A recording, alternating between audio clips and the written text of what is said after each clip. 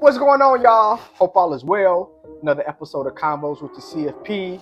Yes, I know I have not been around for a while. My bad, my profiteers. I was in Houston getting a award on Martin Luther King Day weekend for entrepreneurship. Then I was in Utah. I was able to meet Mr. Wonderful Kevin O'Leary's team, not him. Didn't meet him via Zoom, but talked about our Relax Estate software that we have. So that was pretty cool. And let's see what happens. So, man, I've been out, man, flying around doing this entrepreneurial thing. And of course, some of my clients here in Jacksonville. But the Fed, my baby, TMF. Look what it did today, y'all. I think we might be on a run as the Fed is going to pull the rug up under us. Jerome Powell speaks tomorrow. He's probably going to say he's going to cautiously wait to cut. So we see his puppeteering. We'll talk about that. And we'll go over where TMF is today and why I believe it still might double by the end of the year. Before we get started, as always, like, subscribe, share to our channel, support your boy. But what is people saying about the Fed? Joining us now, Thomas Honig, former Kansas City Fed president, now Mercatus Center, distinguished senior fellow. It's good to see you. Thank you. Thomas, I think it's been a while, and so much has happened. Stop with the small talk. Let's get to business. In terms of our perception of the economy, rate cuts, recessions, everything else. What do you think is, at this point in time, where are we, and how has your view changed at all about what we need to do if you were on the Fed? Well, things have certainly changed, and mostly by surprisingly good outcomes. So I think that is a very positive. I think the Fed realizes, and most people do, that the economy is stronger than they thought it would be. Certainly stronger than I thought it would be, and going into this year, it remains that way.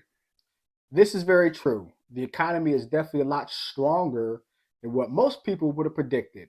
The recession, the inverted yield curve, it's here, but the economy still kicking along. The one thing they still have is inflation above their 2% target, and they will focus on that, I suspect.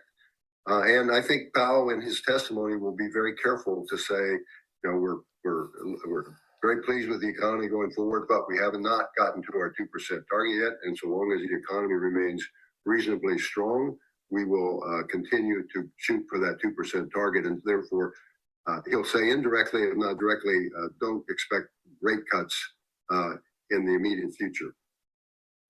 Now, he says that. Jerome Powell may or may not say that, but who's in office right now?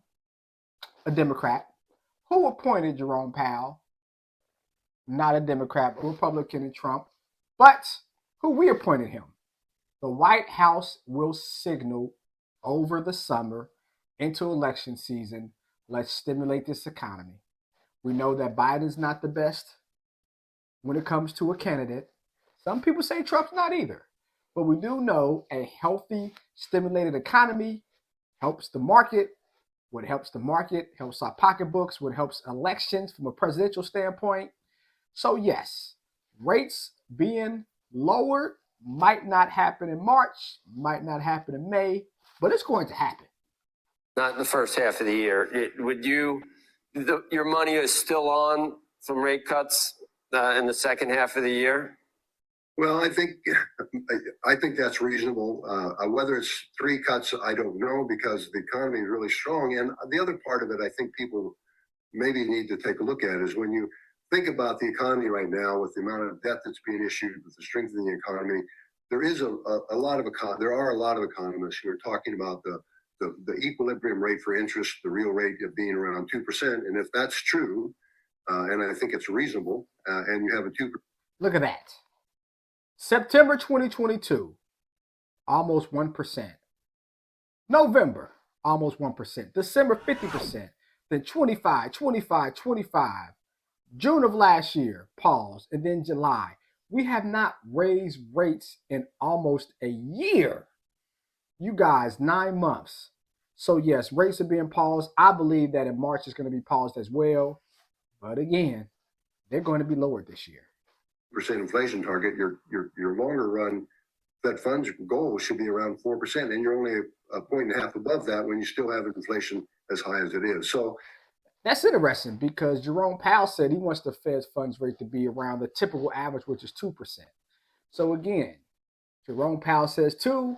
This person who's Jerome Powell's puppet saying 4.5, right? So they kind of get that gray area, right? One says 4.5, one says 3, one says 2, excuse me.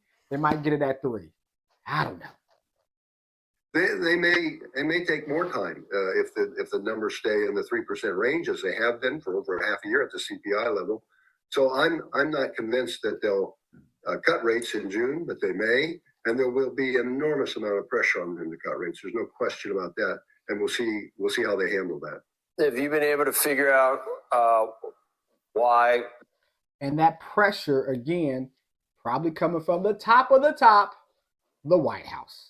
And if the White House is barking, well, I don't know, Biden's going to bite. His dog might bite, but it's going to happen. On the flip side, right, back in 2021, before the Fed start raising rates, 2020, it was conversations in the White House that we need to raise rates after COVID, right? It's going to get out of control. The White House, at that time, the Trump administration, did not want to raise rates. The reason why? Because it would slow down the economy. A slow economy during election year is not good. No mas, no more slowing down. What happened? Well, he didn't get reelected anyways, but of course we had 2021 with hyperinflation and 2022 with a stock market that was one of the worst in the years, or this basically millennium. But okay, enough with that though. We hear it. Let's get to the charts and my baby. TMF. All right, my profiteers. So TMF. So we know it was as high as over $500 a share. So it has came down dramatically since 2020. Now is as we speak, basically at $57 a share, being up today by 4.23%. And as we can see, since this year, right? December 28, look at that drop. Went down by 25%. Still down by 15%. For my profiteers, guess what that means? Opportunity. Just getting back to where it was in late December, 15% down means 22% up. 22% up, my profiteers. 18% up. Pretty good. But the good thing about this, though, is like, look at this, right? Down, rolled over, gapped up. Look at that gap, right? Huge gap up. Rolled down again. Because we found out, basically, the market priced in that rate cuts will not happen in March. Now, we know rate cuts aren't happening in May, and we're thinking it might be June, it might be July. So the market is actually priced that in already. That's why you see it's down. But from a technical standpoint, bounced off the low at 50, and look at here. Couple good things. Number one, you see this big old candlestick, huh? Boom, 4. We like that, right? Candlesticks down is up. But look at that today. Look at that gap today. Huge gap up today. Fill the gap. As investors, from a technical standpoint, we want to fill the gap. See how this gap down? We filled it up. So theoretically speaking, we should pop here and fill the gap again. If Jerome Powell on Wednesday doesn't throw up on itself and says things that we like or we not necessarily don't like, but like, being in the middle, Malcolm in the middle. What does that mean? That actually means that TMF is probably going to continue to go up. Now, my belief is that by the end of the year, if rate cuts happen, 3 on the low end, 6 on the high end, this, my friends, will go from $56 a share today, maybe to $100 a share, right? That's pretty good at an 85% clip on the upside. Who knows? I do know one thing, though. Short term and long term, if you're long term, you can hold something for 3 to 5 years. TMF, great investment.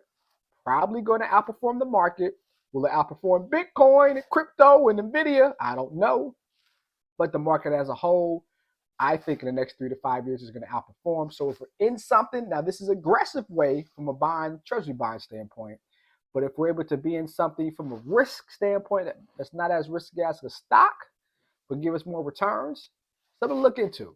So my baby, TMF, might be a good time to buy, especially if you're long term, and especially if Jerome Powell doesn't throw up on itself and gives us some good information. All right, my profiteers, well, that gives you information about TMF. Take it for what you want. But again, comment below. We in TMF, not a TMF. Are they going to raise rates this year? Not raise rates? Would love to hear you guys' comments. As always, love is love. I'm back and better than ever. Besides my voice being halfway gone. Anyways, let's make some painful profits together, y'all. Peace.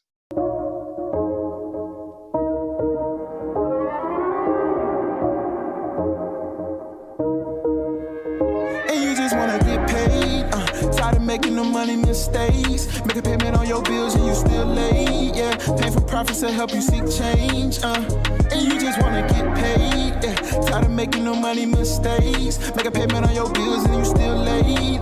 Painful profits to help you seek change. Yeah, cut the show and just listen. You wanna feel empowered by making money decisions. Residual by the hours can get you a better living. Bitch at the check, you knowing it could be different. You know.